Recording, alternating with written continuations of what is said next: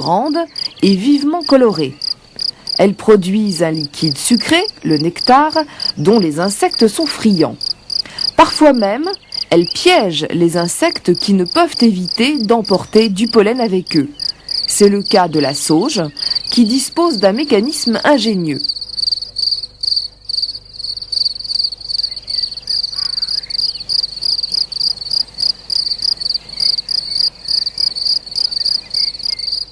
Les étamines s'abaissent sur le dos poilu des visiteurs lorsque ceux-ci pénètrent dans la fleur.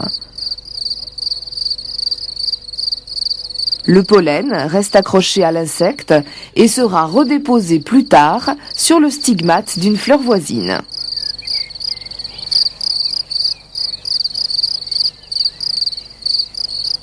Arrivé sur le stigmate adéquat, le pollen poursuit son aventure.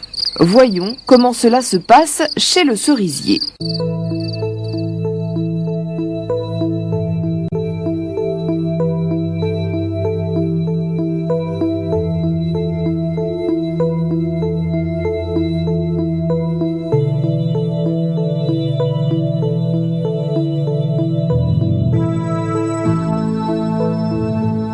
Le grain de pollen commence par fabriquer un tube qui part en direction de l'ovule en suivant les tissus internes du pistil.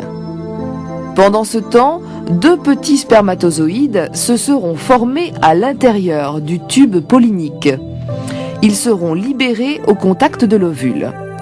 L'un ira féconder un premier gamète femelle. Leur union produira l'embryon que nous avons observé dans la graine. Le deuxième gamète mâle ira s'unir avec deux autres cellules, les noyaux du sac. Cette fécondation un peu bizarre donnera naissance à l'albumène, c'est-à-dire aux réserves nutritives de la graine. Une fois fécondé, l'ovule se développe et devient petit à petit une graine à part entière.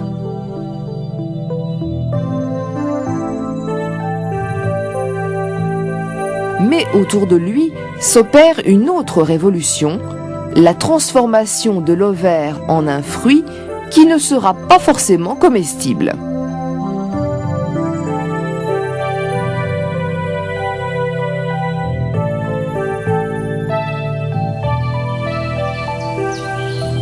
Lorsque la paroi de l'ovaire devient totalement charnue, le fruit est une baie.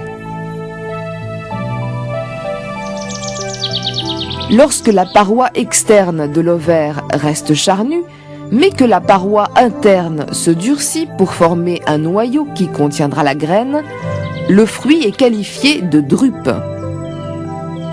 Si la paroi se dessèche, le fruit pourra être une gousse ou encore une capsule ou encore un akène.